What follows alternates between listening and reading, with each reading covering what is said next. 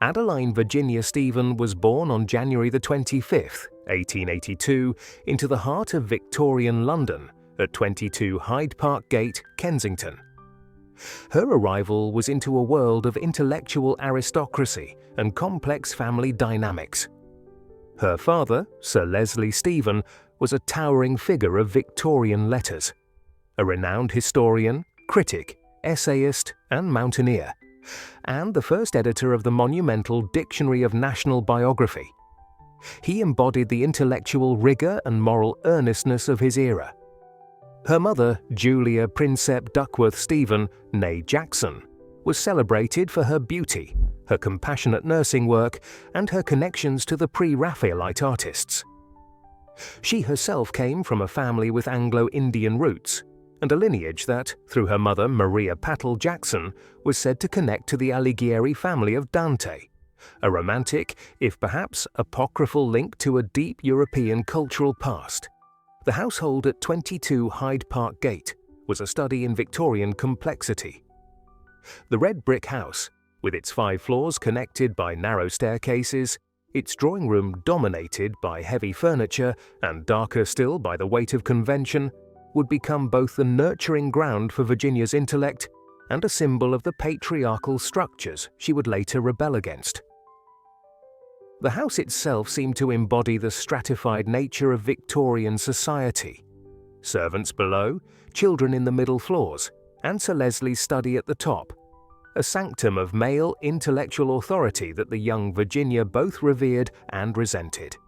Virginia was the third of 4 children born to Leslie and Julia Stephen. Her older siblings were Vanessa, born in 1879, who would become a significant painter and a central figure in the Bloomsbury Group, and Thoby, born in 1880, whose premature death would deeply affect Virginia. Her younger brother, Adrian, was born in 1883. However, the household at 22 Hyde Park Gate was a bustling blended family. Julia had been previously married to Herbert Duckworth, with whom she had 3 children: George, born 1868, Stella, born 1869, and Gerald, born 1870. Leslie, too, had been married before, to Minnie Thackeray, daughter of the novelist William Makepeace Thackeray, with whom he had 1 daughter, Laura Makepeace Stephen, born 1870, who was intellectually disabled and lived with the family until 1891 before being institutionalized. This complex family structure created a web of relationships and tensions that would later inform Virginia's nuanced understanding of family dynamics in novels like To the Lighthouse and The Years. The presence of half-siblings, particularly the much older Duckworth brothers, introduced elements of discord and, in Virginia's case, trauma. The household was further populated by a succession of servants, cooks, housemaids, nursemaids, whose labor maintained the veneer of middle-class comfort while remaining largely invisible, a dynamic that Virginia would later critique in essays like The Professions for Women. The atmosphere at 22 Hyde Park Gate was one of intense intellectual activity, literary conversation, and the pervasive presence of books. Leslie Stephen worked tirelessly in his study, and the house was frequented by many of the leading literary and artistic figures of the day, including Henry James, George Meredith, and James Russell Lowell. Thomas Hardy, George Eliot, and Alfred Tennyson had all been visitors. For the Stephen children, this meant an early immersion in a world where ideas were paramount and literary achievement was highly valued. Virginia, in particular, benefited from unrestricted access to her father's vast library, a privilege not typically afforded to girls of her time who were usually steered towards more conventional female accomplishments. This informal, self-directed education became the bedrock of her intellectual development, fostering a voracious appetite for reading and a critical engagement with literature from a very young age. While her brothers were sent to preparatory schools and then to Cambridge, Virginia and Vanessa were educated at home, primarily by their parents and later by tutors in specific subjects like classics and mathematics. This disparity in educational opportunity would later fuel Virginia's feminist critiques of educational institutions and their role in perpetuating gender inequality. Yet the freedom to explore her father's library also allowed her to develop an idiosyncratic and wide-ranging literary sensibility, unfettered by the constraints of formal academic training. She read voraciously and eclectically: history, philosophy, the classics, and contemporary literature, developing the broad frame of reference that would later inform her literary criticism and her fiction. Despite the intellectual richness, the emotional climate of the household was complex, and for Virginia, often fraught. Sir Leslie, though brilliant, could be demanding, melancholic, and prone to fits of temper, particularly after Julia's death. His grief could manifest as tyrannical neediness, demanding constant attention and sympathy from his daughters. Julia, while a figure of beauty and compassion, was often consumed by the demands of managing a large household, caring for her husband, and her philanthropic work, leaving her, in Virginia's later recollections, somewhat emotionally elusive. Julia Stevens' beauty was legendary.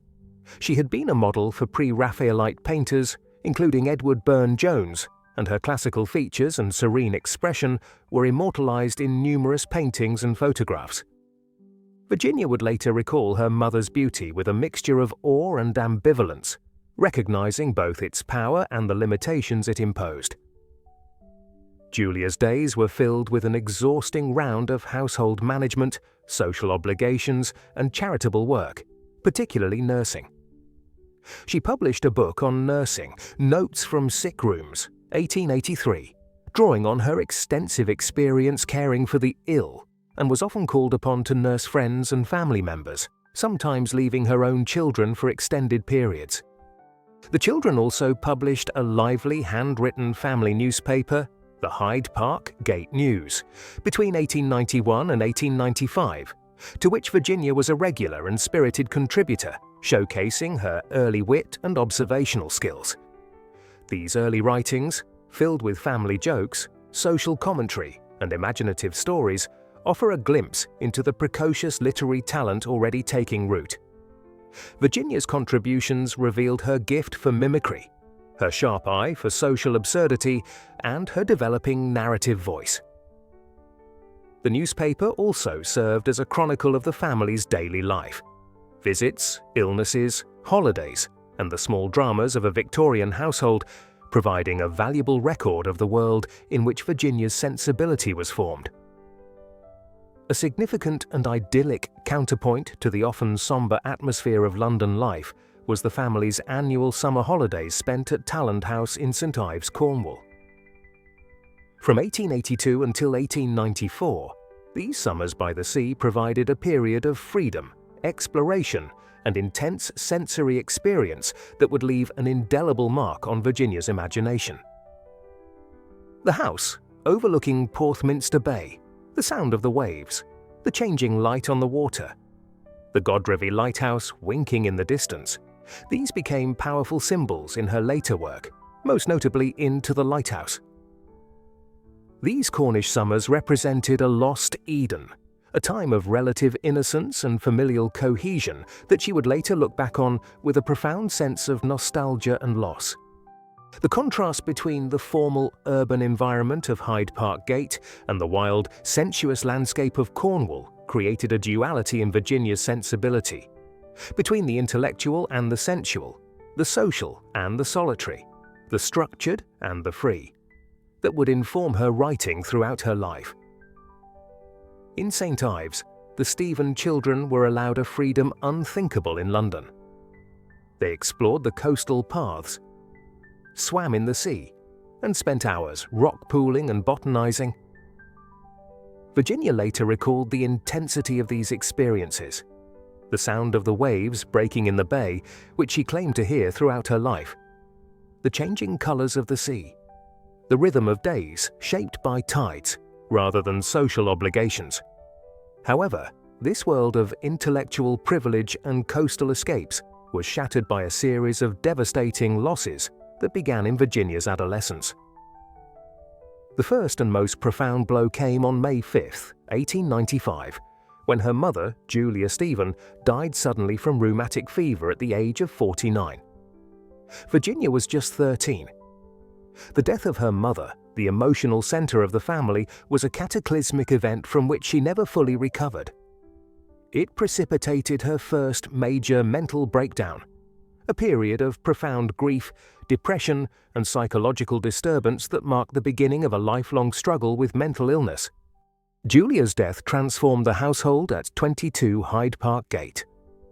Leslie Stephen collapsed into grief, becoming increasingly dependent on his daughters for emotional support.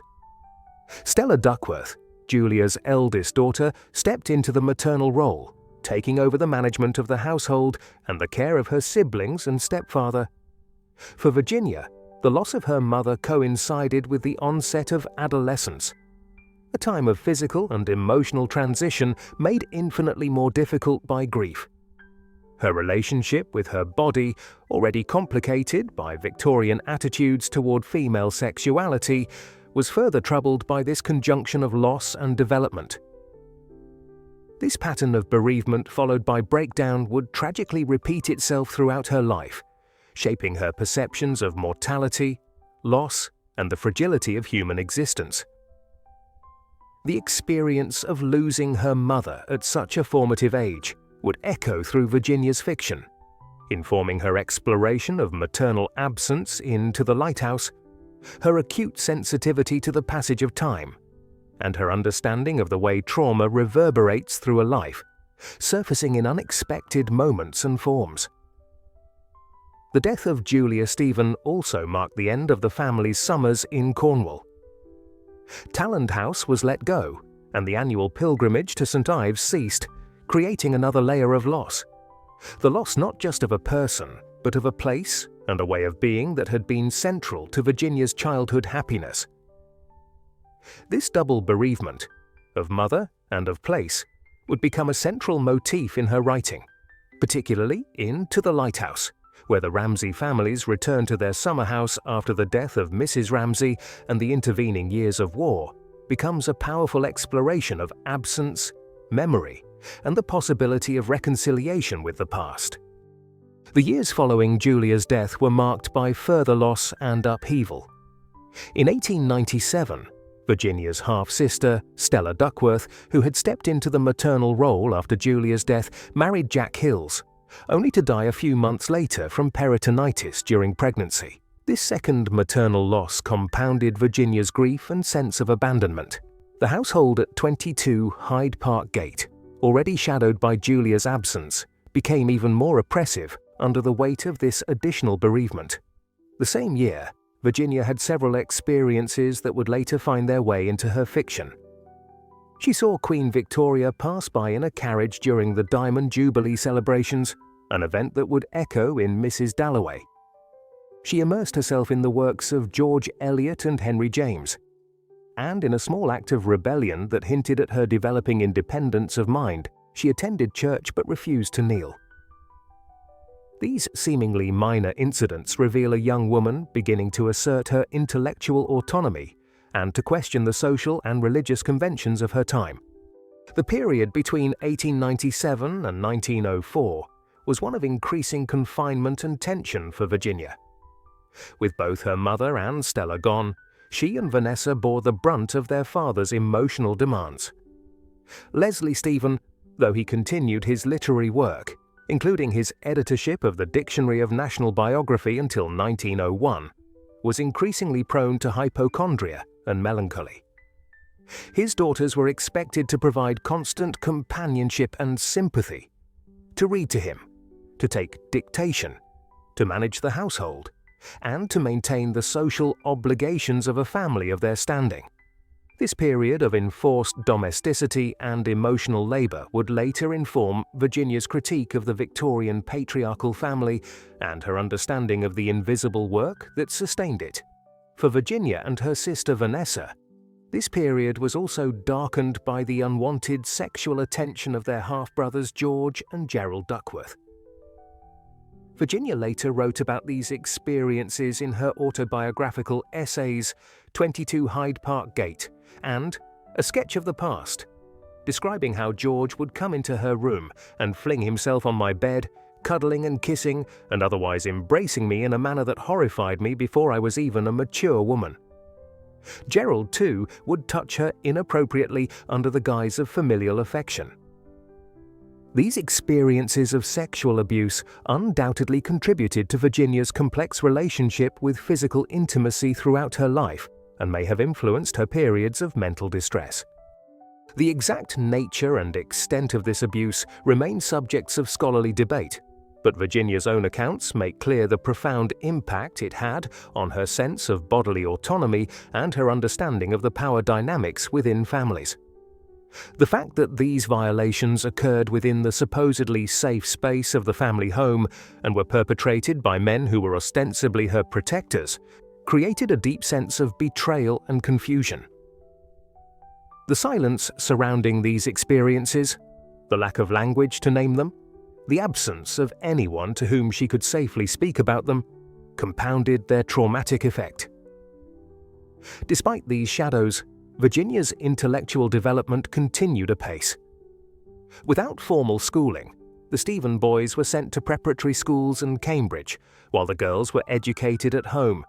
Virginia devoured books from her father's library, teaching herself literature, history, and philosophy. Leslie Stephen, despite his sometimes difficult temperament, recognized his daughter's intellectual gifts and encouraged her reading, if not in a systematic way. This autodidactic education, while leaving some gaps in her knowledge, particularly in mathematics and formal logic, allowed her to develop her own distinctive intellectual approach, unfettered by conventional academic constraints. In 1902, Virginia began Greek lessons with Clara Pater, sister of the aesthetic critic Walter Pater, whose work Virginia had admired. This formal study of classical literature provided a structure to complement her wide-ranging but unsystematic reading. The precision and clarity of Greek prose, its economy and directness, would influence her own writing style, which, for all its lyrical qualities, is marked by a certain classical restraint and precision. Virginia's intellectual life during this period was also nourished by her friendship with her brother Thoby's Cambridge friends, who would visit Hyde Park Gate during university vacations. These young men, including Clive Bell, Lytton Strachey and Leonard Woolf, brought with them the latest ideas from Cambridge, discussions of G.E. Moore's ethical philosophy, debates about art and literature, and a refreshing irreverence toward Victorian pieties. For Virginia, these conversations offered a glimpse of the intellectual freedom and equality she craved. The next major rupture came with the death of Leslie Stephen in 1904 after a prolonged illness.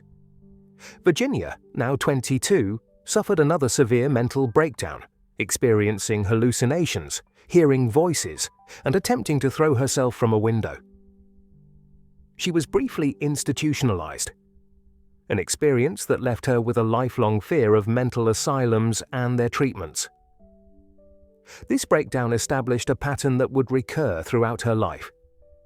Periods of intense creative work followed by episodes of mental collapse, often triggered by the completion of a book or by external stresses. Virginia's mental illness has been the subject of much speculation and retrospective diagnosis. Modern scholars have suggested bipolar disorder, schizophrenia, or post-traumatic stress disorder resulting from childhood sexual abuse.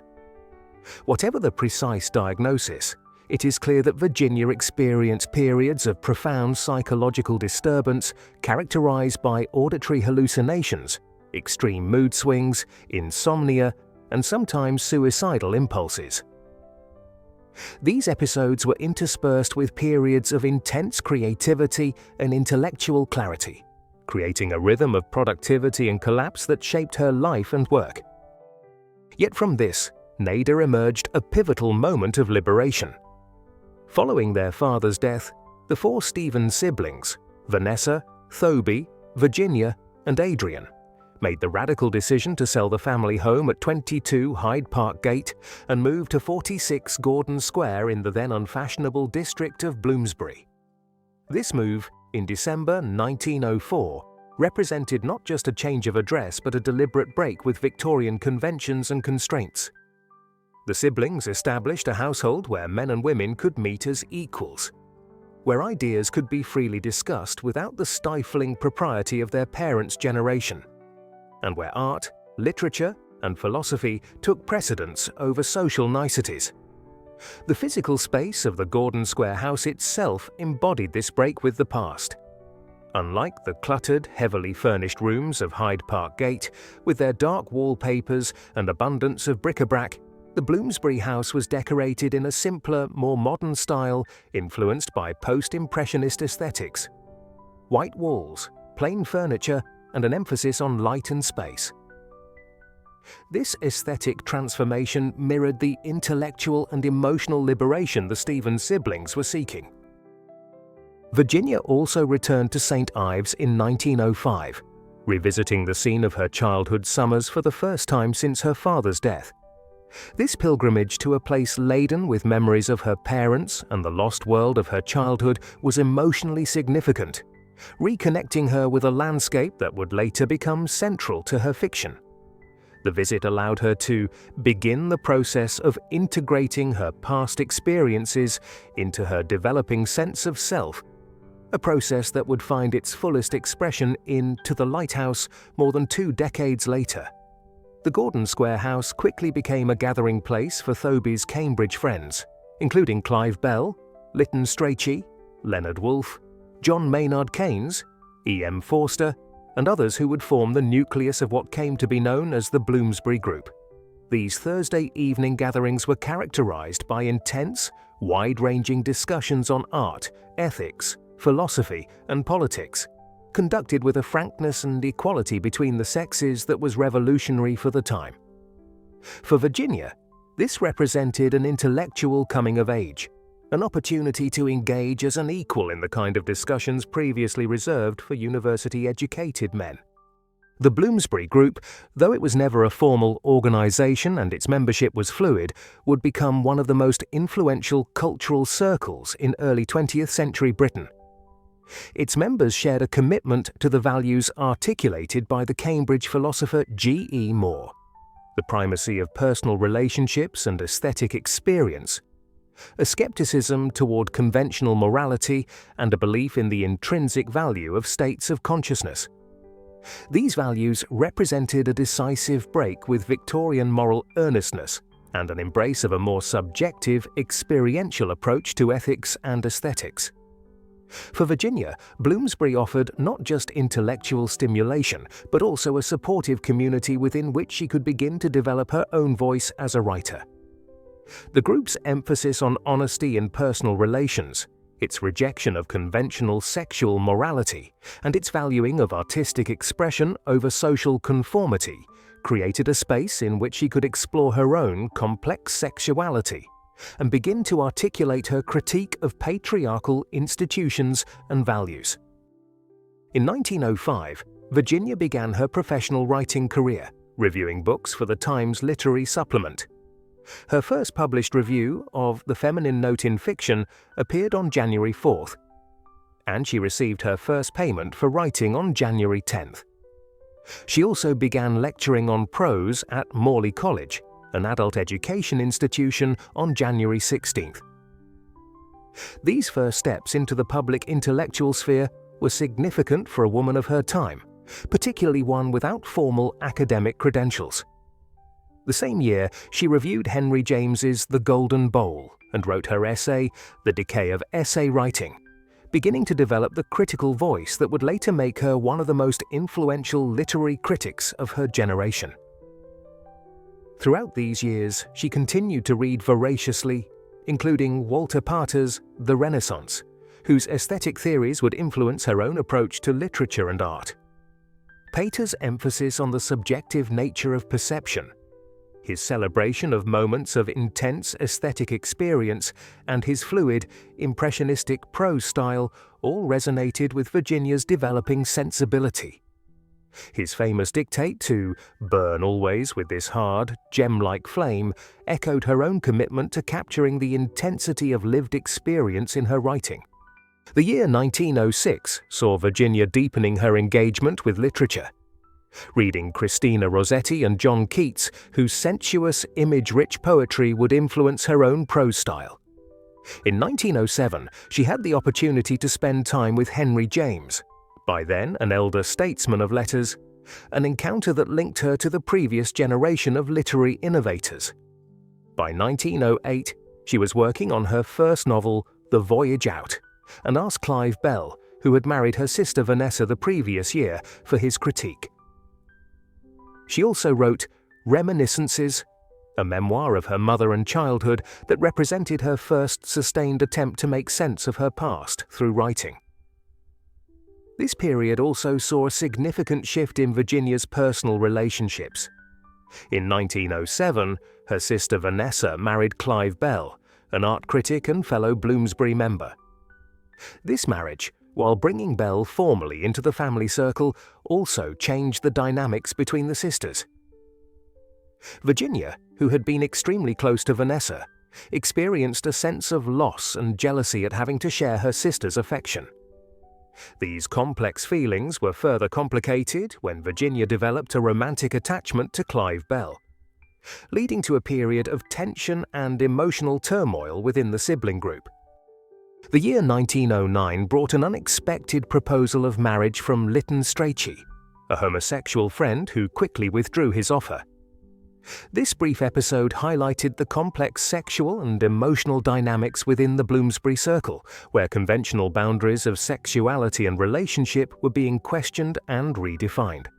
For Virginia, who had limited experience of romantic relationships, it was a confusing interlude, but one that did not disrupt the deep friendship she maintained with Strachey throughout her life. In 1910, Virginia took two significant steps that reflected her evolving identity. She joined the women's suffrage movement, aligning herself with the struggle for women's political rights, and she suffered another mental health crisis, re-entering a nursing home in June after being on the verge of insanity. This juxtaposition of political engagement and personal vulnerability would characterize much of her adult life.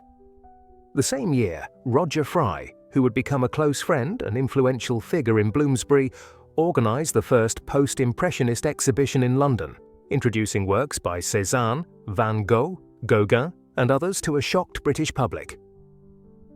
This artistic revolution, emphasizing subjective perception and emotional truth over realistic representation, would profoundly influence Virginia's own literary experiments with form and consciousness. The exhibition, held at the Grafton Galleries from November 8, 1910 to January 15, 1911, was a cultural watershed, introducing British audiences to the radical innovations of post-impressionist painting. The critical response was largely hostile. The art critic of the Times described the works as the output of a lunatic asylum. But for the Bloomsbury Circle, the exhibition represented a validation of their own aesthetic values and a challenge to established artistic conventions. Virginia, though initially skeptical, came to appreciate the way these painters prioritized subjective vision over objective representation, a principle that would inform her own literary experiments with point of view and perception. The year 1910 was also significant in Virginia's developing understanding of herself as a writer. In her later essay, Mr. Bennet and Mrs. Brown, she would famously declare that, on or about December 1910, human character changed, marking this moment as a pivotal transition between Victorian and modern sensibilities. While this statement is deliberately provocative and somewhat tongue-in-cheek, it reflects Virginia's sense that a fundamental shift in human consciousness and in the artistic representation of that consciousness was underway, a shift in which she herself would play a central role. The year 1912 marked a pivotal turning point in Virginia's personal life. On January 11th, Leonard Woolf, who had returned from 7 years in the colonial civil service in Ceylon, now Sri Lanka, proposed marriage to her.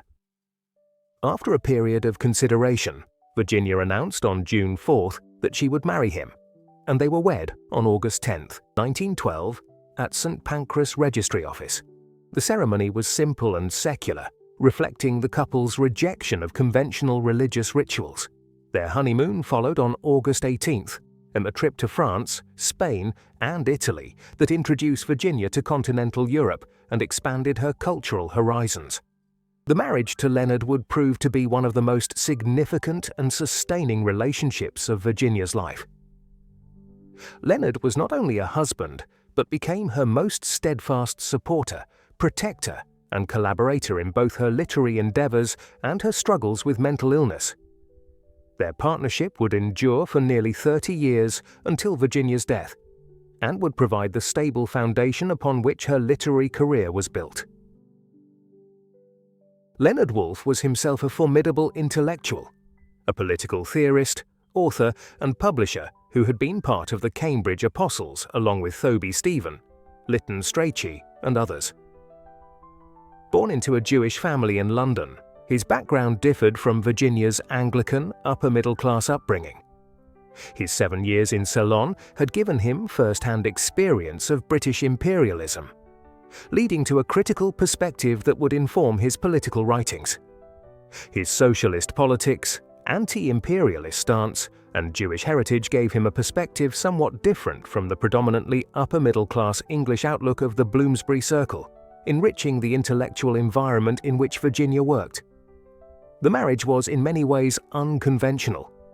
It appears to have been largely or entirely celibate, a decision likely influenced by Virginia's history of sexual abuse, her ambivalent sexuality, and medical advice suggesting that childbearing might trigger her mental illness. In her diary, Virginia would later refer to the horror of the physical side of marriage, suggesting a deep-seated aversion to sexual intimacy. This aspect of their relationship has been the subject of much scholarly speculation, but what is clear is that both Virginia and Leonard found in their marriage a form of companionship and mutual support that transcended conventional expectations of marital relations. Despite this, their partnership was characterized by deep mutual respect, intellectual companionship, and genuine affection. Leonard's devotion to Virginia's well-being and to her work was extraordinary. He kept meticulous records of her health, noting changes in her mood, appetite, and sleep patterns in order to anticipate and prevent mental health crises. He created a structured daily routine that provided the stability Virginia needed to work, while also ensuring she had adequate rest and nutrition.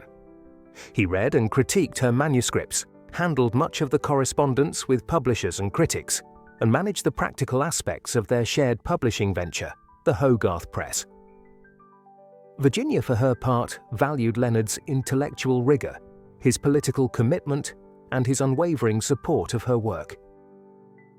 In her diary and letters, she frequently expressed her gratitude for his presence in her life and her recognition of the sacrifices he made to support her career and manage her illness. Their marriage, while not conforming to conventional romantic ideals, was a true partnership of minds and a testament to the possibility of creating relationships based on shared intellectual and creative values rather than on traditional gender roles or sexual attraction. The early years of their marriage were not without significant challenges. In September 1913, Virginia attempted suicide by taking an overdose of the sedative Veronal, following the completion of her first novel, The Voyage Out. This established a pattern that would recur throughout her career. The intense creative effort of completing a major work often precipitated a mental health crisis. The exact triggers for this breakdown are complex and multifaceted. The strain of sustained creative work, the anxiety about public reception of her writing, and possibly the sexual expectations of marriage all contributed to her psychological distress. Leonard's response to this episode set the tone for his future role in managing Virginia's illness. He became vigilant about monitoring her health, regulating her work schedule, ensuring she ate properly and rested adequately, and recognizing the early signs of impending breakdowns. His care during this period was both practical and emotional. He consulted with the leading psychiatrists of the day, including Sir George Savage and Dr. Maurice Craig, seeking the best possible treatment for Virginia's condition. He also provided the day-to-day support that allowed her to recover gradually and to return to her writing. The treatment of mental illness in the early 20th century was primitive by modern standards. The rest cure prescribed for Virginia, which involved isolation, enforced bed rest, overfeeding, and the prohibition of intellectual activity, was particularly unsuited to someone whose mental health was so closely tied to her creative work. Virginia's experience of these treatments, which she found infantilizing and counterproductive, would later inform her critique of the medical establishment's approach to women's mental health in works like Mrs. Dalloway, where the character of Septimus Warren Smith falls victim to the insensitive and authoritarian methods of his doctors. The Voyage Out was finally published on March 26, 1915, after several delays partly caused by Virginia's health issues.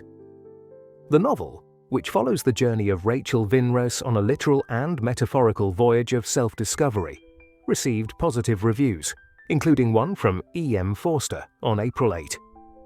While not as formally experimental as her later work, it already showed Virginia's interest in the inner lives of her characters and her ability to write fluid, image-rich prose. The novel's themes, the education of a young woman, the constraints of gender roles, the tension between individual consciousness and social expectations, would recur throughout her fiction. The same year, she had John Maynard Keynes to dinner on January 20th, deepening her connection with the influential economist who was a central figure in Bloomsbury. Keynes, who would go on to revolutionize economic theory with his work on macroeconomics and government intervention, brought a different intellectual perspective to the Bloomsbury circle, one focused on practical policy rather than aesthetic theory. His presence in Virginia's social circle exposed her to economic and political ideas that would inform her understanding of the material conditions necessary for creative work, a theme she would explore in A Room of One's Own. The year 1915 also saw Virginia reading D.H. Lawrence's Love Poems in December, an encounter with a very different kind of modernist sensibility. Lawrence's earthy, passionate approach to sexuality and his emphasis on the body as a site of authentic experience contrasted sharply with Virginia's more cerebral, detached perspective. This contrast highlights the diversity within modernist literature and the different strategies writers employed to challenge Victorian conventions and explore the complexities of modern consciousness. In 1916, she wrote a review of Charlotte Brontë for the Times Literary Supplement, April 13th, engaging with a female literary predecessor whose passionate intensity and feminist consciousness resonated with her own concerns. She visited George Bernard Shaw from June 17th to 19th, expanding her literary connections beyond the immediate Bloomsbury circle. Shaw, with his socialist politics, his advocacy for women's rights, and his irreverent wit, represented a different kind of literary and political engagement from the more aesthetically focused concerns of Bloomsbury. A significant development in both Virginia's personal life and her literary career came in 1917 when she and Leonard installed a printing press at Hogarth House, their home in Richmond, on April the 24th. The Hogarth Press, as it came to be known, began as a therapeutic hobby to distract Virginia from the stresses that could trigger her illness, but it evolved into a significant publishing enterprise that would print works by T.S. Eliot, Catherine Mansfield, E.M. Forster, and eventually Sigmund Freud, among many others. The initial investment was modest: a small hand press, some type, and basic bookbinding equipment purchased for £19. But the impact of this venture on Virginia's life and work would be immense.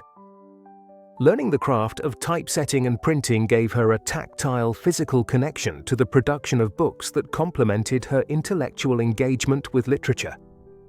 The rhythmic, repetitive nature of setting type by hand provided a form of meditative activity that helped manage her anxiety, while the satisfaction of producing a finished book offered a concrete sense of achievement. For Virginia, the press provided not only a creative outlet, but also the freedom to publish her own increasingly experimental work without the constraints of commercial publishers. This independence was particularly valuable as her writing became more formally innovative and potentially controversial. The press also gave her direct experience of the publishing industry from the inside, enhancing her understanding of the economic and material conditions of literary production. The first publication of the Hogarth Press was 2 stories, containing Virginia's The Mark on the Wall and Leonard's 3 Jews, printed in July 1917 in an edition of 150 copies, hand-bound by the Woolfs themselves. The Mark on the Wall, with its stream of consciousness technique and its focus on the minute particulars of perception, represented Virginia's first significant experiment with the modernist style that would characterize her mature work. The story begins with the narrator noticing a mark on the wall and follows the associative flow of thoughts this observation triggers, ranging from reflections on history and reality to musings on the nature of knowledge itself. The year 1917 was also marked by intense literary activity. Virginia reviewed Leo Tolstoy's The Cossacks in the Times Literary Supplement on February 1st and wrote More Dostoevsky on February 22nd, continuing to engage deeply with Russian literature, which she admired for its emotional depth and psychological insight. Her engagement with Russian literature, facilitated by the translations of Constance Garnett, influenced her own approach to depicting consciousness and emotion. She found in Dostoevsky, in particular, a model for exploring the darker, more irrational aspects of human psychology, though her own style would be more restrained and ironic than his passionate intensity. She read Joseph Conrad's The Shadow Line on April 3rd and later reviewed his Lord Jim in the TLS on July 26th, followed by Mr. Conrad's Youth on September 20th. Conrad's exploration of moral ambiguity, his complex narrative structures, and his status as an outsider writing in English, his third language, all resonated with Virginia's own concerns with perspective, the limitations of language, and the ethical complexities of modern life.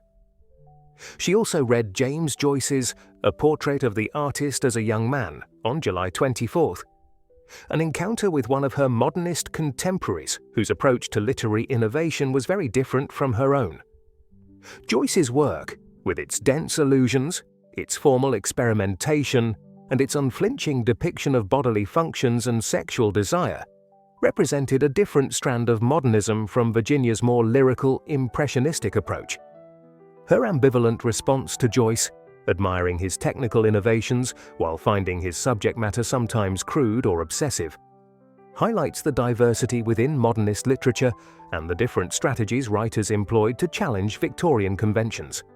She read Henry James's The Sense of the Past on September 18th and reviewed his The Middle Years in the TLS on September 21st, maintaining her engagement with the previous generation of literary innovators. James's psychological acuity, his intricate exploration of consciousness, and his precise, nuanced prose style all influenced Virginia's own approach to fiction. His famous dictum that a writer should be one on whom nothing is lost resonated with her own commitment to capturing the fullness and complexity of lived experience. She wrote A Minor Dostoevsky on October 11th and read Ezra Pound's Gordier Brezka, a memoir, on December 10th. Keeping abreast of the latest developments in modernist literature and criticism, Pound, as a poet, critic, and literary impresario, was a central figure in the modernist movement, promoting the work of writers like T.S. Eliot and James Joyce. His emphasis on precision, concision, and the elimination of Victorian verbosity, making it new, influenced the development of modernist style, though Virginia's own prose, with its fluid, lyrical qualities, would take a different direction. In 1918, the Hogarth Press began printing Catherine Mansfield's Prelude on January 14th, establishing a professional relationship with a writer who would become both a friend and a rival. Mansfield, a New Zealand-born writer whose short stories explored similar themes to Virginia's work: the inner lives of women, the significance of apparently trivial moments, the tensions within families, was one of the few contemporary writers whose talent Virginia genuinely respected and sometimes envied. Their relationship was complex, marked by mutual admiration, professional jealousy, and personal differences. But it represented an important literary friendship between two pioneering women writers. Virginia read James Joyce's Ulysses on April 14th, a work whose stream of consciousness technique paralleled her own experiments with representing consciousness, though she famously rejected Harriet Shaw Weaver's invitation to publish it on May 17th, finding it underbred and excessively concerned with bodily functions. This decision, while perhaps a missed opportunity in publishing terms, reflected Virginia's own aesthetic sensibilities and her different approach to modernist innovation.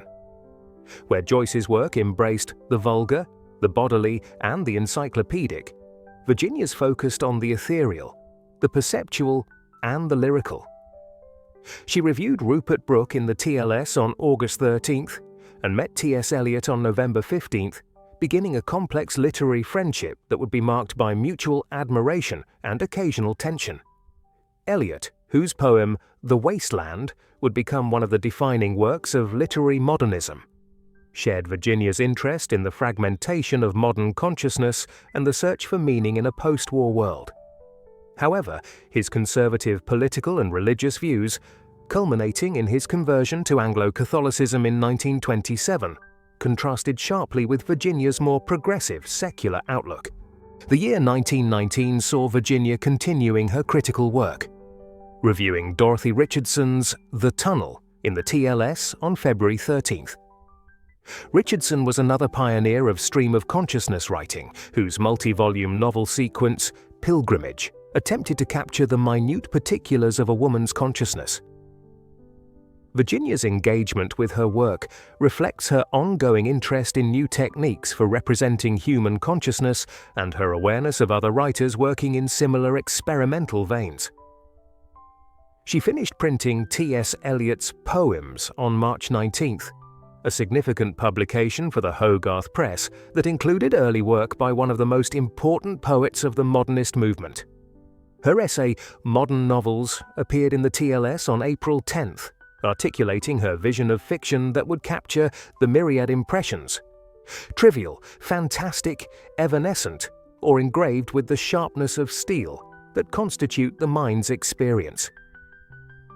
This essay, later revised as Modern Fiction, became one of her most influential pieces of literary criticism, advocating for a fiction that would abandon the materialist concerns of Edwardian novelists like Arnold Bennett and H.G. Wells in favor of a more impressionistic, psychologically acute approach. In this essay, Virginia critiques what she calls the materialist approach of writers like Wells, Bennett, and Galsworthy, who focus on external details and social conditions rather than on the inner life of their characters. She argues that life is not a series of gig lamps symmetrically arranged, but rather a luminous halo, a semi-transparent envelope surrounding us from the beginning of consciousness to the end. This famous metaphor encapsulates her vision of a fiction that would capture the fluid, subjective nature of experience rather than imposing an artificial order on it. On May 12, 1919, Virginia published Kew Gardens, a short story that exemplifies her interest in shifting perspectives and the flow of consciousness. The story moves between the thoughts of various visitors to the gardens and even, momentarily, to the perspective of a snail, creating a mosaic of consciousness that reflects Virginia's interest in the interconnectedness of all living things and the fluid boundaries between individual minds. The story's emphasis on sensory experience, the colors of the flowers, the heat of the sun, the fragments of conversation, demonstrates her ability to evoke a vivid sensory world while also exploring the inner lives of her characters. She wrote Dostoevsky in Cranford on October 23rd, continuing her engagement with Russian literature and its influence on English fiction. Her second novel, Night and Day, was published on November 20th. This work, more conventional in form than her later fiction, explores the lives of Catherine Hilbrey and Mary Datchet as they navigate love, work, and the changing role of women in early 20th century England.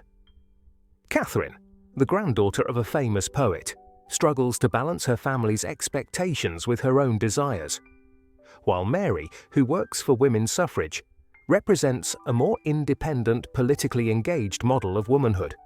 While Night and Day has sometimes been seen as a step back from the more experimental elements of The Voyage Out, it demonstrates Virginia's growing command of character and her ability to subtly critique social conventions, particularly those surrounding marriage and women's aspirations.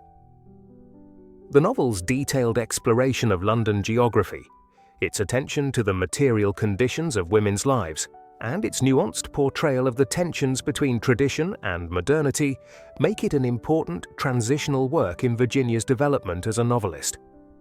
The novel also reflects Virginia's own ambivalence about marriage and conventional gender roles.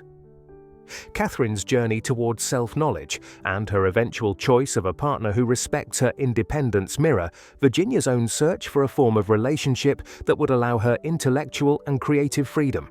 The character of Mary Datchet, with her commitment to political activism and her decision to live alone, represents an alternative path for women.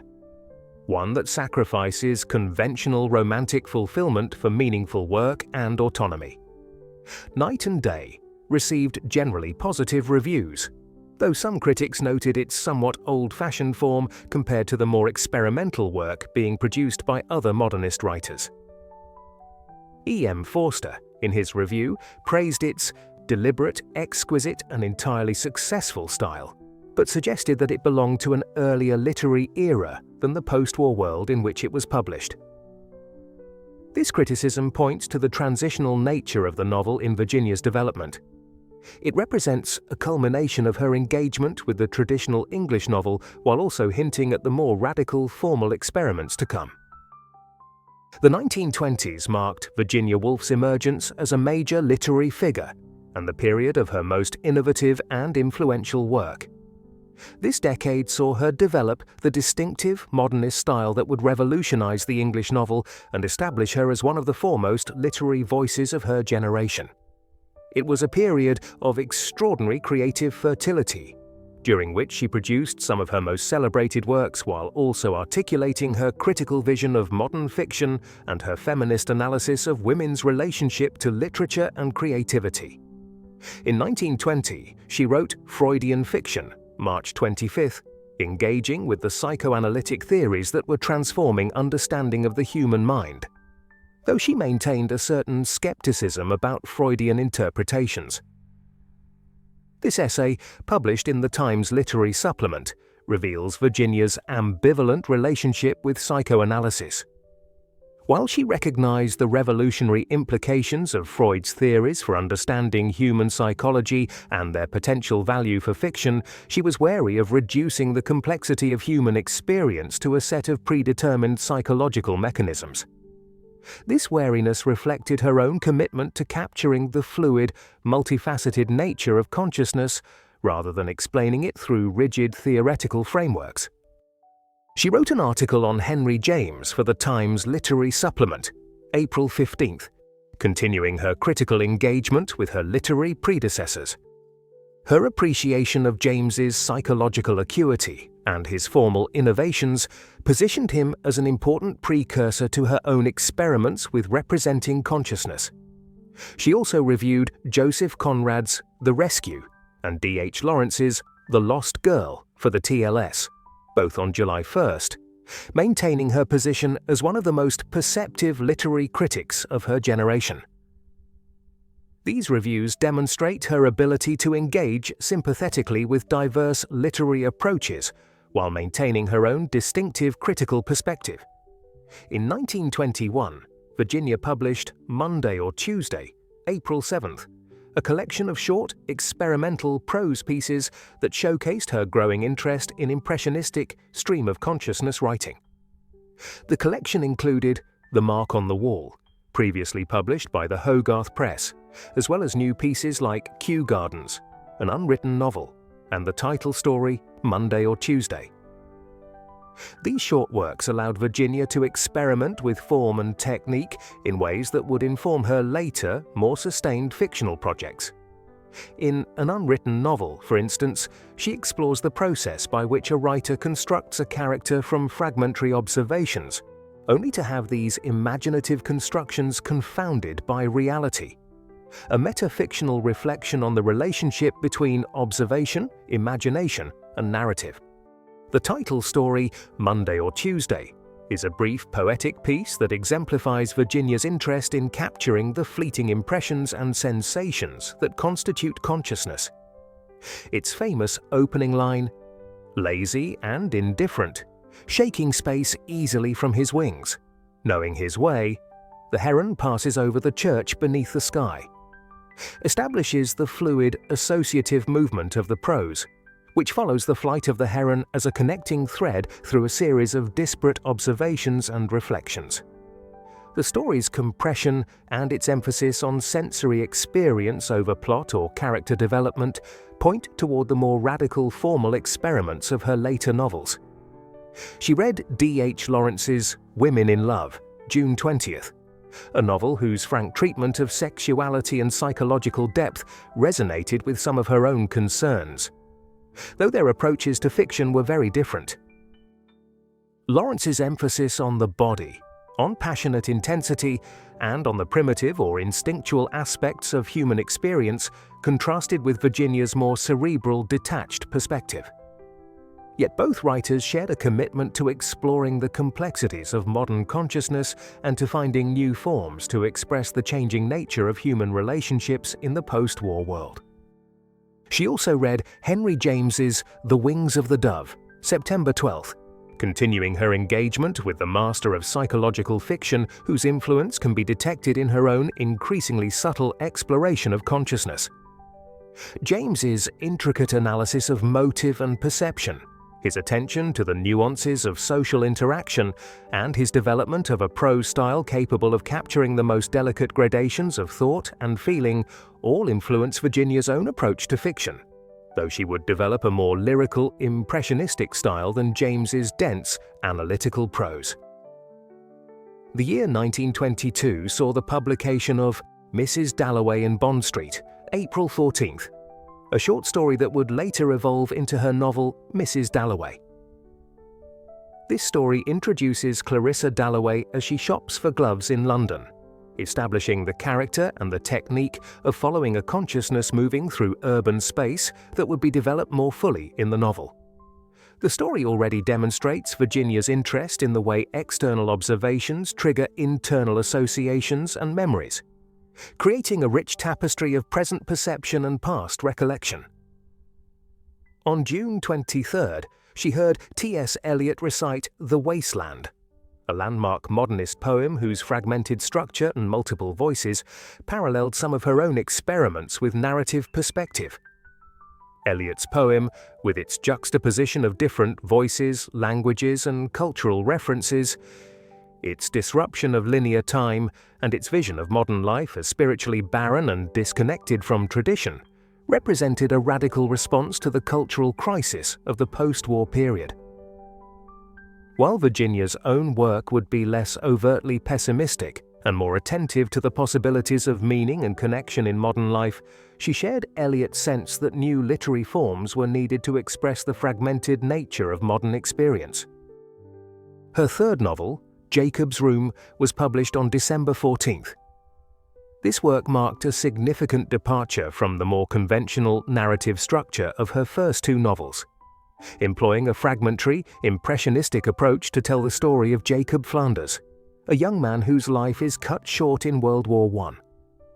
The novel is notable for what it leaves unsaid, for the spaces between its vivid impressions, and for its elegiac tone, which may reflect Virginia's continuing grief for her brother Thoby, who had died of typhoid in 1906, and who partly inspired the character of Jacob.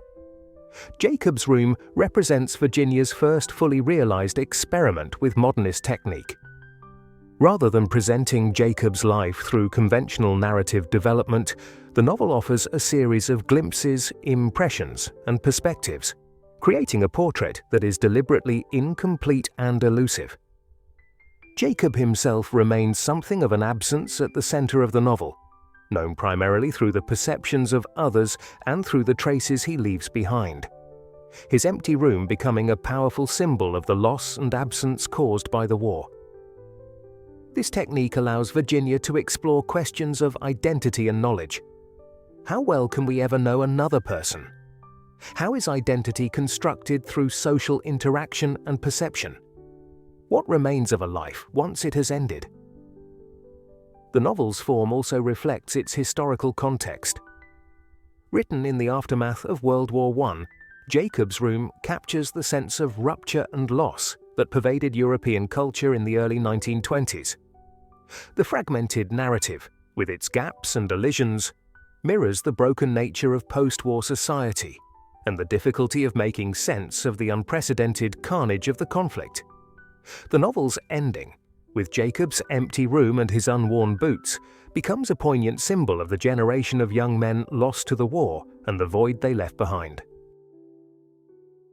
In 1923, Virginia reviewed Dorothy Richardson's Revolving Lights, May 19th, continuing her engagement with another pioneer of stream-of-consciousness fiction. Richardson's multi-volume novel sequence, Pilgrimage, which follows the consciousness of its protagonist Miriam Henderson through the minutiae of daily life, represented another approach to capturing the flow of subjective experience. Virginia's review acknowledges Richardson's technical innovations while also suggesting the limitations of her intense focus on a single consciousness, a critique that reflects Virginia's own interest in moving between different perspectives and in balancing subjective experience with social observation. She wrote, Mr. Conrad, A Conversation, July 28th, September 1st, a critical dialogue that explored Conrad's literary achievement. This essay, structured as a conversation between two fictional critics, allows Virginia to present multiple perspectives on Conrad's work, acknowledging both its power and its limitations. This dialogic approach to criticism reflects her interest in multiple viewpoints and her resistance to dogmatic or reductive critical judgments.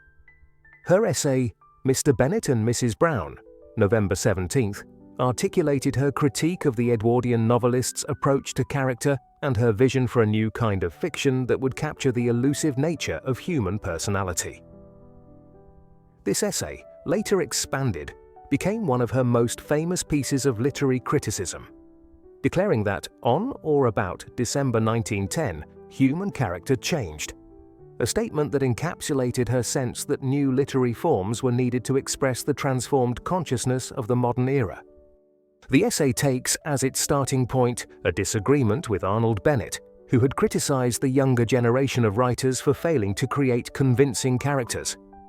Virginia turns this criticism back on Bennett and his Edwardian contemporaries, arguing that their materialist approach to character, defining people through their social circumstances, their possessions, their external appearance, fails to capture the essential reality of human personality.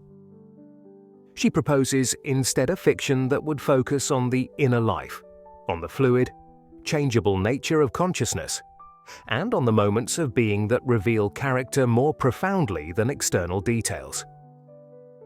The essay introduces the figure of Mrs. Brown, an ordinary elderly woman observed on a train, as a symbol of the elusive human personality that fiction seeks to capture.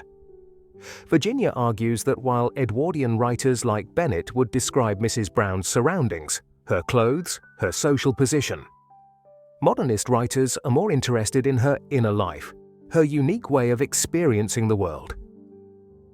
This shift in focus requires new narrative techniques, new approaches to language and form that break with the conventions of Victorian and Edwardian fiction. The year 1924 saw Virginia write Henry James at Work, February 24th, a reminiscence of the master novelist based partly on her conversations with his typist Theodora Bosanquet.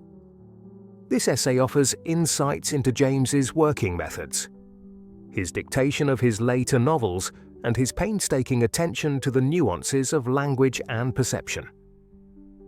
Virginia's interest in the craft of writing, in the practical processes by which literature is produced, reflects her own growing confidence as a novelist and her awareness of the relationship between technical choices and artistic effects. In a significant development for the Hogarth Press, she decided to publish Sigmund Freud, October 2nd, beginning a relationship that would make the press the official British publisher of Freud's work in translation, a role it maintained until the 1930s.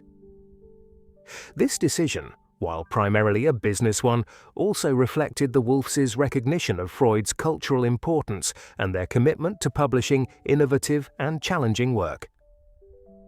The publication of Freud's writings in English translation, beginning with Collected Papers in 1924, played a crucial role in disseminating psychoanalytic ideas in Britain and influencing literary and cultural discourse. Virginia's breakthrough to a wider audience came in 1925 with the publication of The Common Reader, April the 23rd, her first collection of essays, and Mrs. Dalloway, May 14th, the novel that established her as a major literary figure. The Common Reader, with its accessible yet penetrating essays on writers from Chaucer to Conrad, demonstrated her gifts as a critic and her ability to communicate complex literary ideas to a general audience. The title, borrowed from Samuel Johnson, reflects Virginia's democratic approach to literature. Her belief that reading is not the exclusive province of academics or specialists, but a common human activity that enriches and expands consciousness. The essays in The Common Reader range widely across English literature, from the Pastons and Chaucer to modern fiction, from Jane Austen to modern essays. They combine historical context, biographical insight, close reading and personal response in a style that is both scholarly and intimate, serious and conversational. Virginia's approach to criticism is not systematic or theoretical, but impressionistic and exploratory, seeking to capture the distinctive quality of each writer's vision and to trace the evolution of literary forms in response to changing historical circumstances. Mrs. Dalloway, which traces a single day in the life of Clarissa Dalloway as she prepares for a party, interweaving her story with that of the shell-shocked war veteran Septimus Warren Smith, showcased Virginia's mastery of the stream of consciousness technique and her ability to move fluidly between different characters' minds. The novel's innovative treatment of time, its sensitive portrayal of mental illness, and its subtle critique of post-war English society established it as one of the defining works of literary modernism. Set on a single day in June 1923, the novel follows Clarissa Dalloway, a middle-aged society hostess, as she prepares for an evening party.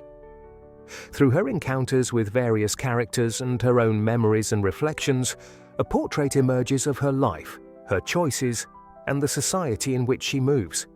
Parallel to Clarissa's story runs that of Septimus Warren Smith, a World War I veteran suffering from what would now be recognized as post-traumatic stress disorder, whose mental disintegration and eventual suicide provide a dark counterpoint to the social world of the Dalloways. The novel's structure, confined to a single day but encompassing entire lives through memory and association, allows Virginia to explore the relationship between present and past, between external events and internal experience. The famous opening line, "Mrs. Dalloway said she would buy the flowers herself," immediately establishes the interplay between social performance and private thought that characterizes the novel. As Clarissa moves through London, her observations of the city trigger memories of her youth at Bourton, her relationship with Peter Walsh and Sally Seaton, and her decision to marry Richard Dalloway rather than the more passionate but less stable Peter. The novel's treatment of time is particularly innovative. While the narrative follows the chronological progression of a single day, marked by the striking of Big Ben, the character's consciousness moves freely between past and present, creating a sense of simultaneity and interconnection.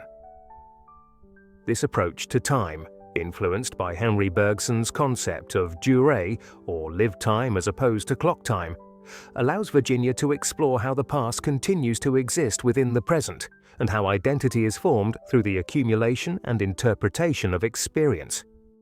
The portrayal of Septimus Warren Smith represents one of the most powerful literary depictions of mental illness and its treatment. Septimus, traumatized by his experiences in the war and by the death of his friend Evans, experiences hallucinations, paranoia, and a profound alienation from society. His doctors, Sir William Bradshaw and Dr. Holmes, represent a medical establishment more concerned with maintaining social order than with understanding individual suffering.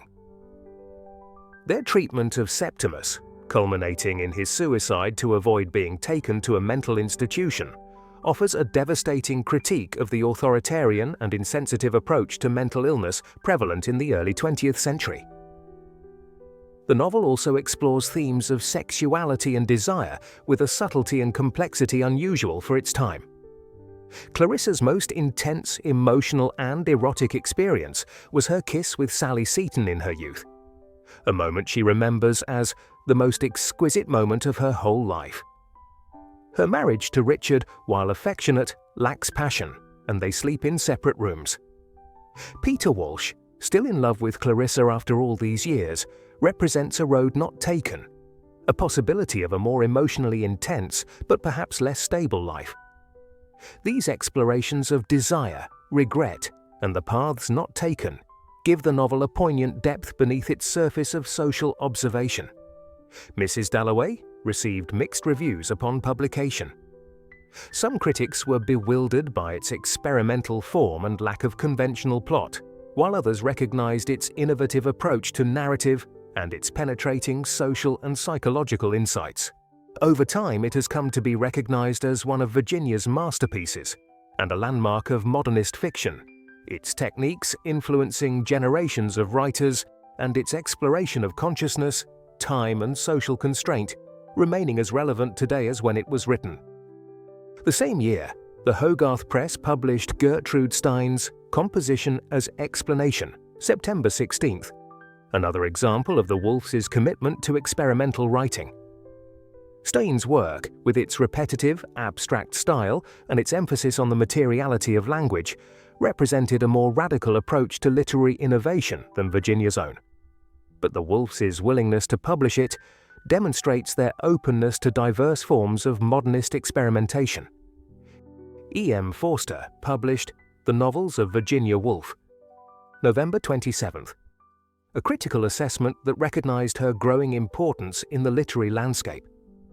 Forster, a fellow member of the Bloomsbury Group and himself an important novelist, was one of the first critics to fully appreciate the significance of Virginia's formal innovations and her distinctive vision.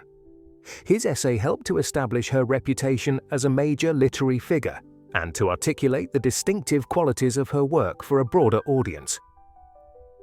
In 1926, Virginia wrote Impassioned Prose, June 18th, continuing her exploration of literary style and expression. This essay examines the role of emotion in prose writing, arguing for a balance between passionate intensity and formal control. Virginia suggests that the most powerful prose combines emotional force with artistic restraint, avoiding both cold detachment and uncontrolled effusion. This balance between emotion and form, between the subjective and the objective, would characterize her own mature style. She visited Thomas Hardy, July 25th, one of the last great Victorian novelists, creating a link between her modernist generation and the literary tradition from which it had emerged.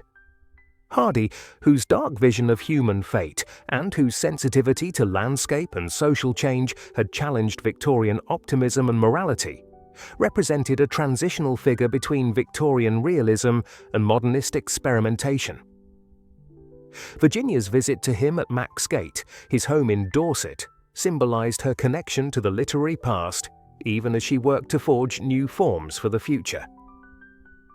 The following year, she wrote The Novels of E.M. Forster, February 12th, analyzing the work of her friend and fellow Bloomsbury figure. This essay, while appreciative of Forster's humanism and his subtle exploration of personal relationships, also identifies limitations in his work, particularly his reluctance to fully engage with the physical and sexual aspects of human experience. This critique reflects Virginia's own commitment to exploring the full range of human consciousness, including its embodied nature, despite her reputation for ethereality and detachment. On May 5, 1927, Virginia published To the Lighthouse, widely considered her masterpiece.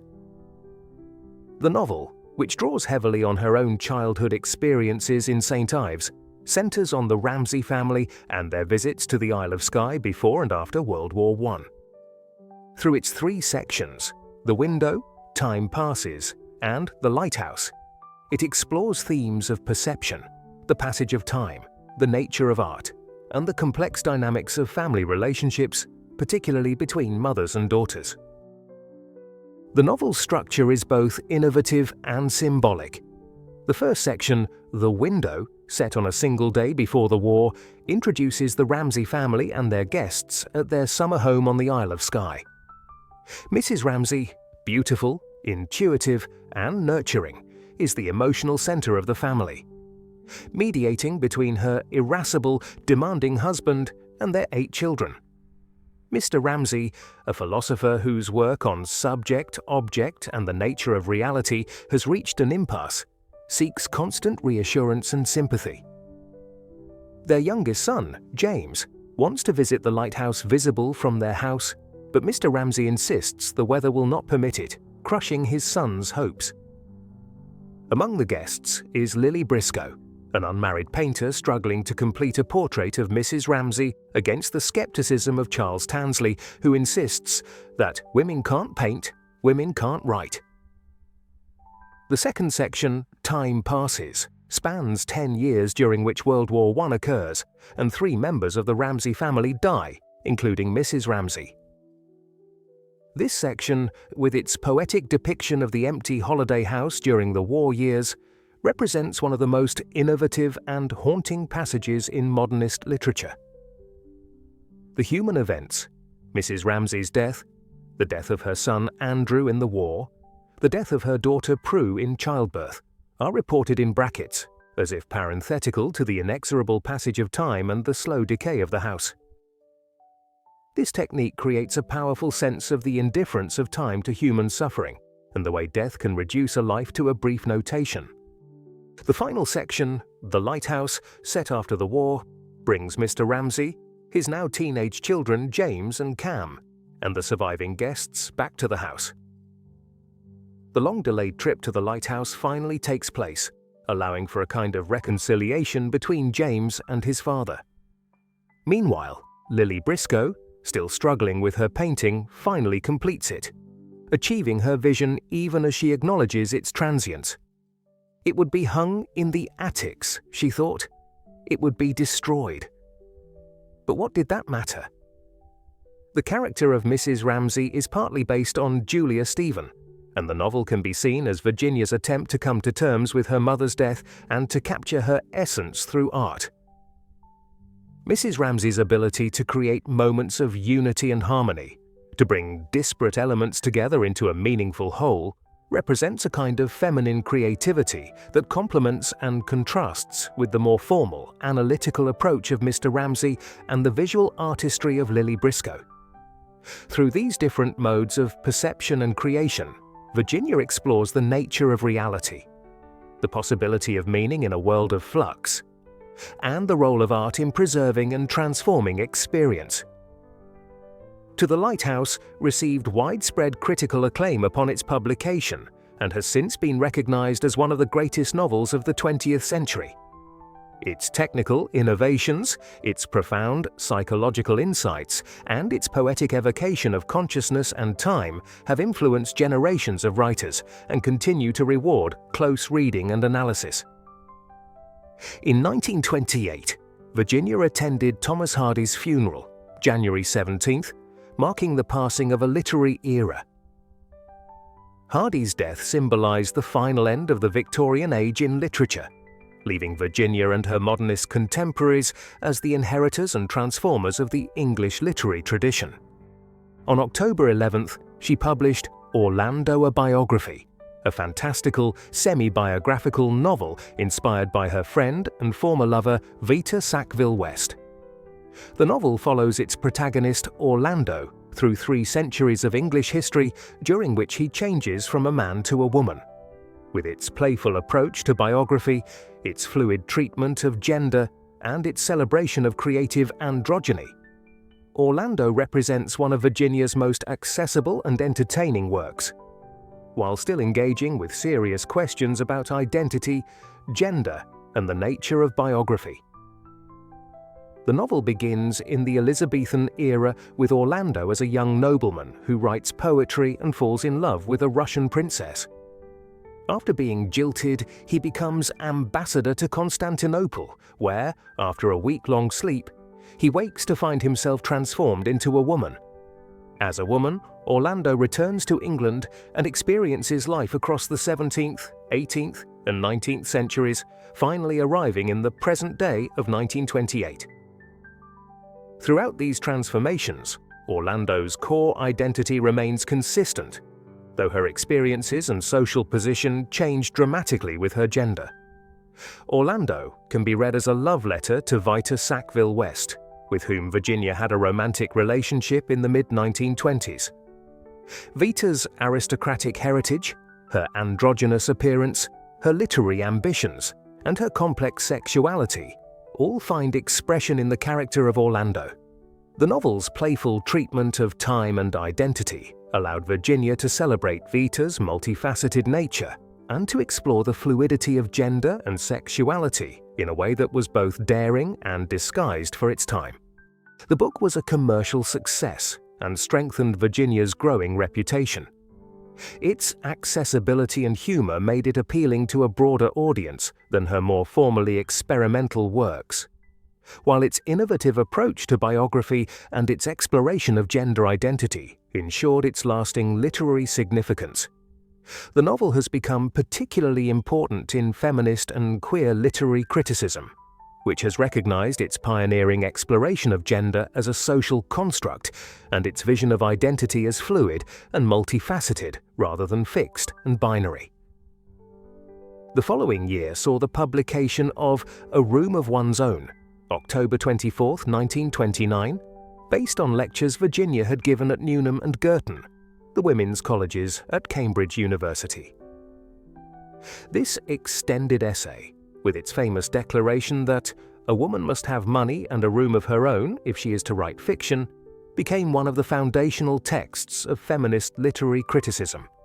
Through its exploration of the historical, economic, and social factors that have limited women's literary achievement, and its imagining of Shakespeare's equally gifted but thwarted sister Judith, the essay makes a powerful case for the importance of material conditions and cultural support for creative work. The essay begins with Virginia's narrator being turned away from the library of an Oxbridge college because women are not admitted without a male escort and a letter of introduction. This experience leads to a reflection on the different educational opportunities available to men and women, and the way these differences shape intellectual development and creative potential.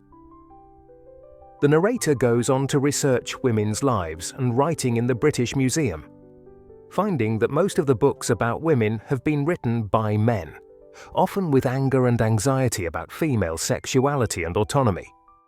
The 1930s saw Virginia Woolf continuing to produce major works, while also navigating the increasingly troubled political landscape of Europe. This decade would bring both artistic triumphs and personal challenges, culminating in her tragic death in 1941 as the world was once again engulfed in war. In 1930, she met William Empson, February 17th, a brilliant young critic whose complex, analytical approach to poetry contrasted with her more impressionistic critical style. Empson, whose book 7 Types of Ambiguity had revolutionized literary criticism with its close textual analysis, represented a new generation of critics whose technical, almost scientific approach differed markedly from Virginia's more intuitive, impressionistic method. Their meeting symbolized the changing currents in literary criticism as the personal conversational style of Bloomsbury gave way to the more systematic approaches that would dominate mid-century criticism. She downsized the operations of the Hogarth Press, October 27th, reflecting both the economic pressures of the Depression era and the increasing demands of her own writing. While the press continued to publish important works, including translations of Freud and works by contemporary poets and novelists, Virginia and Leonard reduced its scope to make it more manageable. This decision allowed Virginia to focus more on her own writing while still maintaining the press's commitment to innovative literature. She also met W.B. Yeats, November 8th, another connection to an older generation of literary innovators. Yeats, whose work had evolved from the dreamy symbolism of his early poetry to the harder, more direct style of his later work, represented a different kind of modernism from Virginia's. More mythic, more overtly spiritual, more rooted in national tradition. Their meeting highlights the diversity within modernist literature and the different paths writers took in responding to the cultural crisis of the early 20th century. In January 1931, Virginia met Aldous Huxley, January 28th, whose dystopian novel Brave New World would be published the following year. Huxley, with his scientific background, his interest in mysticism and altered states of consciousness, and his concerns about the dehumanizing effects of technology and mass culture, represented yet another strand of modernist thought. His vision of a future society where human beings are engineered and conditioned for social stability at the cost of individual freedom and authentic emotion offered a darker perspective on modernity than Virginia's more ambivalent, nuanced approach. On October 8th, she published The Waves, perhaps her most experimental and poetically dense novel. The book interweaves the interior monologues of 6 characters: Bernard, Susan, Rhoda, Neville, Ginny, and Louis, from childhood to middle age, with interludes describing a coastal scene from dawn to dusk. With its rhythmic prose, its dissolution of conventional narrative, and its profound exploration of identity and connection, The Waves represents the culmination of Virginia's experiments with stream-of-consciousness technique. The novel's structure is radically innovative. The 6 characters speak in distinct yet complementary voices, each representing a different mode of experiencing and interpreting the world. Bernard is the storyteller, constantly weaving narratives to make sense of experience. Susan embodies a passionate connection to nature and maternal feeling. Ginny lives through her body and her sensual appeal. Neville seeks perfect form in art and love. Louis, with his colonial background and sense of being an outsider, strives for acceptance and achievement. And Rhoda, the most fragile and alienated, struggles to find a stable sense of self in a world of flux. These 6 voices are not presented in dialogue, but as a series of soliloquies, creating a choral effect that suggests both the uniqueness of individual consciousness and the underlying unity of human experience.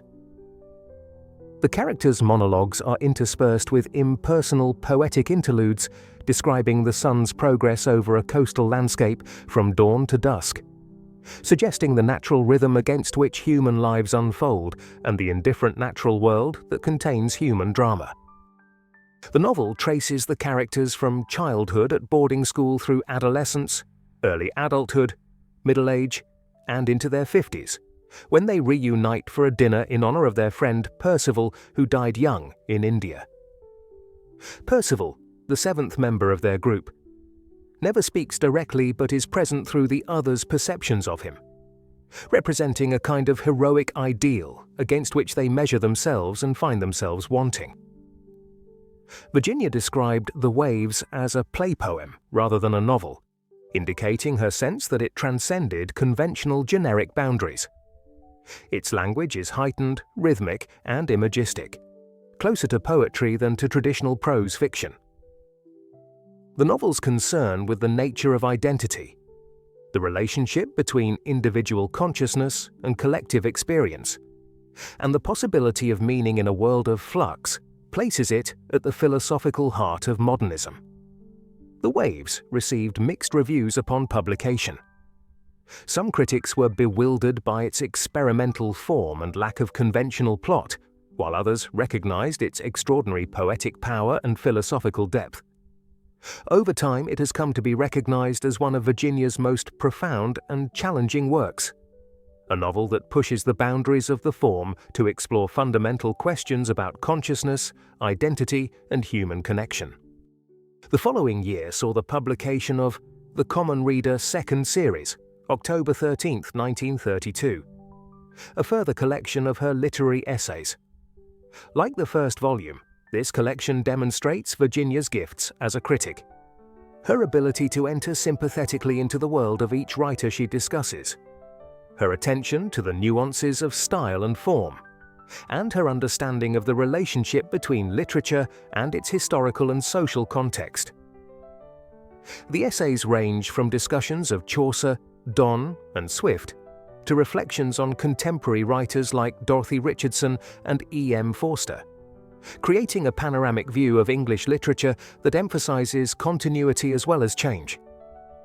In 1933, she read Henry James's The Sacred Fount, May 14th, one of James's most complex and ambiguous novels, which explores the nature of perception and interpretation through the eyes of an unnamed narrator who develops elaborate theories about the relationships between his fellow guests at a country house party.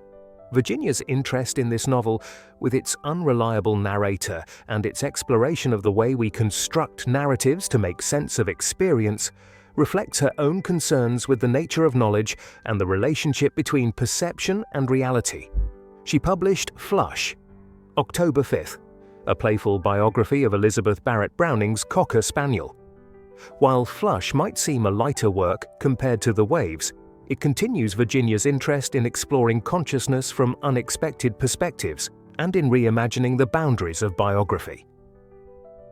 The novel tells the story of Elizabeth Barrett's life, her courtship by Robert Browning, and their elopement to Italy from the perspective of her devoted dog, allowing Virginia to explore human relationships, Victorian society, and the contrast between England and Italy through the fresh, sensory-rich perspective of a non-human consciousness. Flush combines historical research with imaginative empathy, using the dog's perspective to defamiliarize human behavior and social conventions.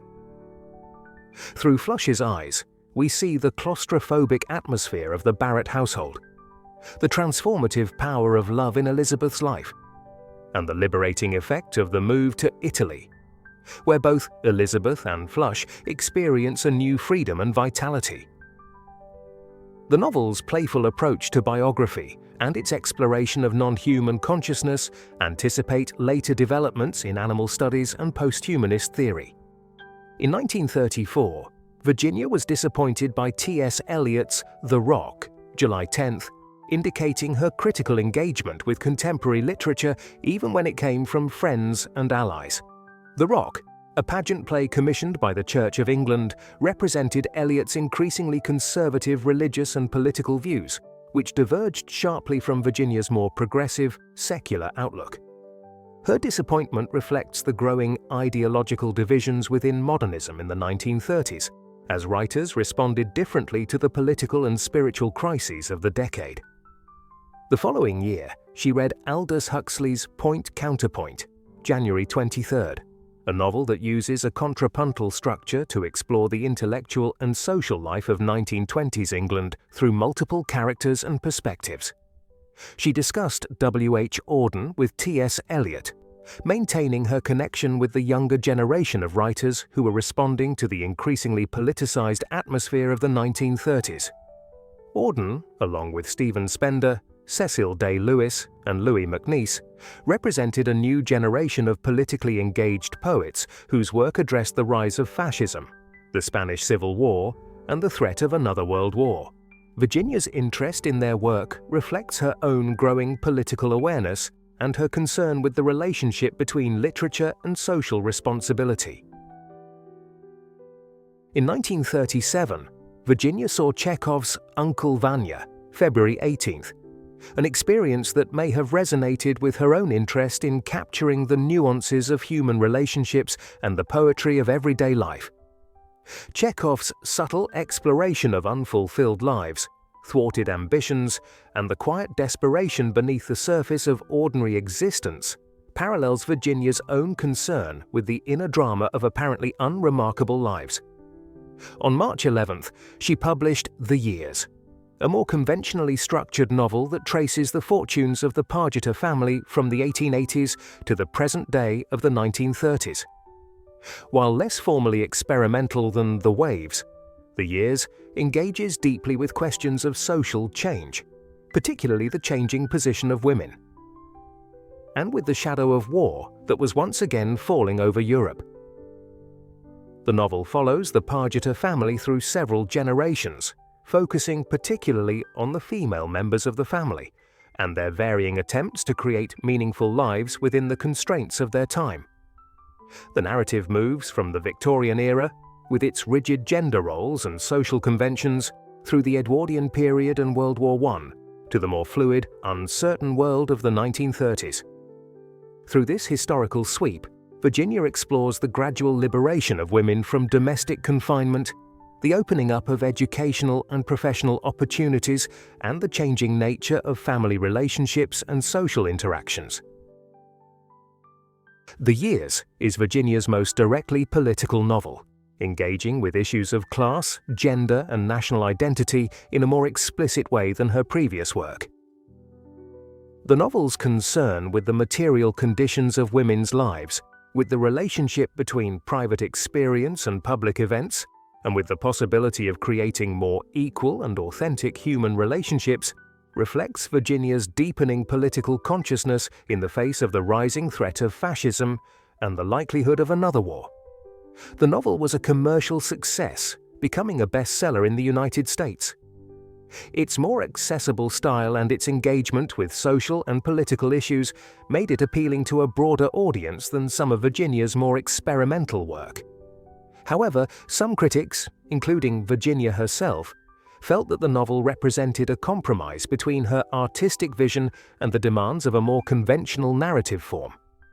In her diary, she expressed disappointment with the book, feeling that she had not fully realized her original conception of a novel that would combine the experimental techniques of The Waves with a broader social and historical canvas. In 1938, Virginia published 3 Guineas, June 2nd, a passionate feminist and anti-fascist polemic that extends and deepens the arguments of A Room of One's Own.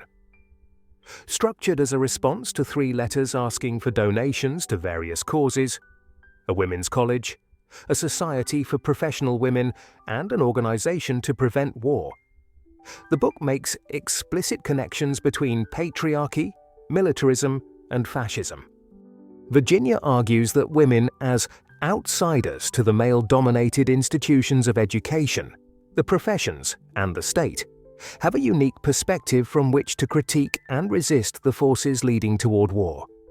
She analyzes the psychological and social roots of fascism, finding them in the authoritarian structures of the patriarchal family, the competitive ethos of male education, and the hierarchical organization of the professions. She suggests that women, by virtue of their exclusion from these institutions, have the opportunity to develop different values and to create alternative forms of education, work, and social organization based on equality, cooperation, and peace. The book's uncompromising politics and its linking of personal and political oppression made it controversial, with some critics, including some of Virginia's Bloomsbury friends, finding it strident and oversimplified. Quentin Bell, her nephew and biographer, described it as a cantankerous, obstinate, and perverse little book, while E.M. Forster found its arguments too sweeping and its tone too angry. However, it has since been recognized as a significant contribution to feminist political theory and as a powerful statement of pacifist principles in the face of rising fascism. 3 Guineas represents Virginia's most explicit engagement with the political crises of the 1930s and her attempt to articulate a feminist response to the threat of fascism and war. Its analysis of the relationship between gender, power, and violence, and its vision of a society based on equality and cooperation rather than domination and competition continue to resonate with contemporary feminist and peace activism. The year 1939 brought the outbreak of World War II, a catastrophe that Virginia had feared and predicted. She read Freud at the outbreak of war, finding in his pessimistic view of human nature a resonance with the dark events unfolding in Europe. Freud's analysis of the destructive impulses within human psychology, his recognition of the fragility of civilization, and his skepticism about the possibility of permanent progress offered a framework for understanding the collapse of peace and the return of organized violence on a massive scale. Earlier that year, she had met Sigmund Freud himself, January 28th, who had come to London as a refugee from Nazi-occupied Vienna. This meeting of two of the most penetrating explorers of human consciousness was brief but significant, with Virginia presenting Freud with a narcissus, a flower associated in Greek mythology with self-absorption but also with transformation. Freud, elderly and ill with the cancer that would kill him later that year, impressed Virginia with his dignity and intellectual force despite his physical frailty. Their meeting symbolized the connection between psychoanalysis and modernist literature, two of the most influential movements in 20th century thought, both concerned with exploring the depths of human consciousness and the complexities of human motivation. In 1940, as the war intensified, Virginia lectured on modern poetry, February 1st, maintaining her engagement with literature despite the darkening political situation. She wrote Thoughts on Peace in an Air Raid, June 12th, a powerful essay that reflects on the experience of being under bombardment and on the gendered nature of war. The essay begins with Virginia lying in bed listening to German planes overhead and English guns responding, in a situation that makes her acutely aware of her vulnerability and powerlessness.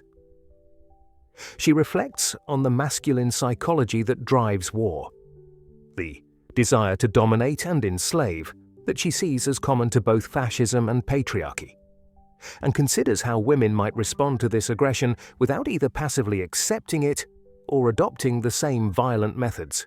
She published Roger Fry, a Biography, July 25th, a tribute to her friend, the art critic and fellow Bloomsbury figure who had died in 1934.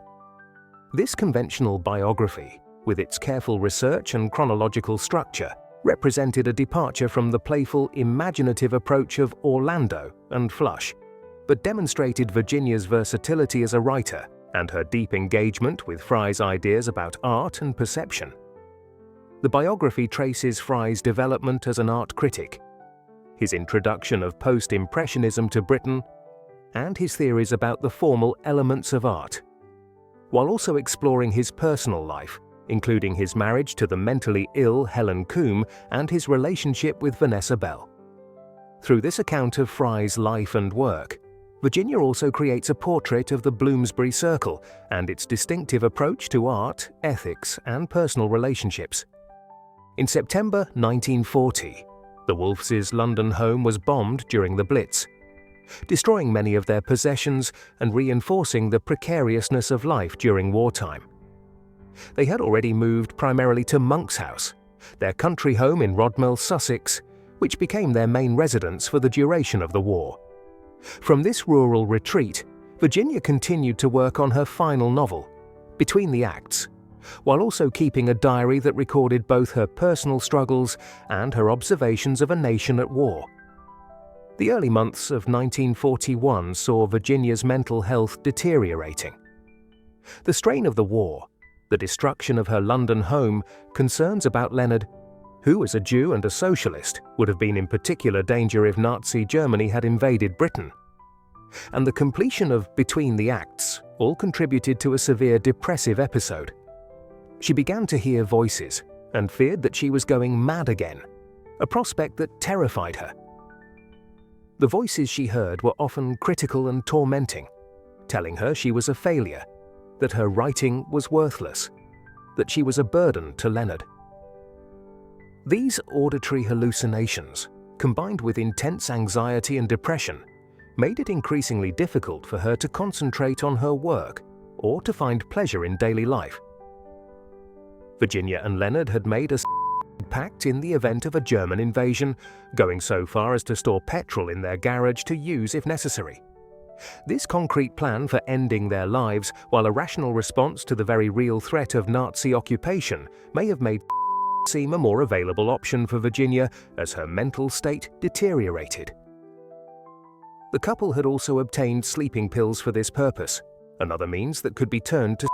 On March 23rd, she wrote her last letter to her sister Vanessa, a seemingly normal note that gave no indication of her intentions.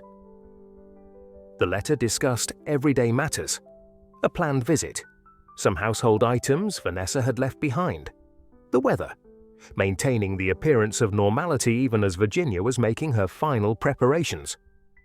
This ability to conceal her suicidal intentions, to present a calm facade while inwardly in turmoil, reflects both the private nature of her suffering and her concern not to alarm her loved ones prematurely. I feel certain that I am going mad again. I feel we can't go through another of those terrible times, and I shan't recover this time. I begin to hear voices, and I can't concentrate. So I am doing what seems the best thing to do. I can't fight any longer. I can't go on spoiling your life any longer. What I want to say is I owe all the happiness of my life to you. You have been entirely patient with me and incredibly good. If anybody could have saved me, it would have been you. The note reveals Virginia's clear-sighted understanding of her condition, her concern for Leonard's welfare, and her recognition of his extraordinary care for her over the years of their marriage. It is not the note of someone acting on impulse, but of someone who has thought deeply about her decision and its implications. The combination of lucidity and despair it expresses makes it all the more heartbreaking. Between the Acts, Virginia's final novel, was published posthumously in July 1941. Set on a single day in the summer of 1939, it centers on a village pageant that depicts scenes from English history, interweaving the performance with the thoughts and interactions of the audience members. The novel explores themes of national identity, the continuity of history, and the role of art in making sense of a fragmented world. The pageant, written and directed by the eccentric Miss La Trobe, presents a series of tableaux representing different periods of English history, from the medieval era through the Elizabethan and Victorian ages to the present day. These performances are interrupted by weather, technical difficulties, and the wandering attention of the audience, creating a sense of art as provisional and contingent rather than monumental and transcendent. The final scene, in which the actors hold up mirrors to reflect the audience members to themselves, suggests both the self-reflexive nature of art and its potential to make us see ourselves and our society more clearly. The novel's setting, a country house and its grounds on a summer day shortly before the outbreak of World War II, creates a sense of a world on the brink of transformation. The characters' awareness of impending war, their sense of the fragility of their way of life, and their attempts to find meaning and connection in the face of uncertainty give the novel a poignant resonance with its historical moment. The repeated phrase, "Dispersed are we?", which punctuates the narrative, captures the sense of fragmentation and disconnection that characterizes both the modern condition and the specific historical crisis of 1939. With its choral structure, its blending of different voices and perspectives, and its sense of a culture on the brink of transformation, Between the Acts represents both a culmination of Virginia's literary experiments and a poignant farewell to a world that was being irrevocably changed by war. The novel's open-ended conclusion, with its suggestion of both continuity and change, of both the persistence of patterns and the possibility of new beginnings, offers a complex, ambivalent response to the historical crisis it addresses. Virginia Woolf's death at the age of 59 cut short a literary career of extraordinary richness and innovation.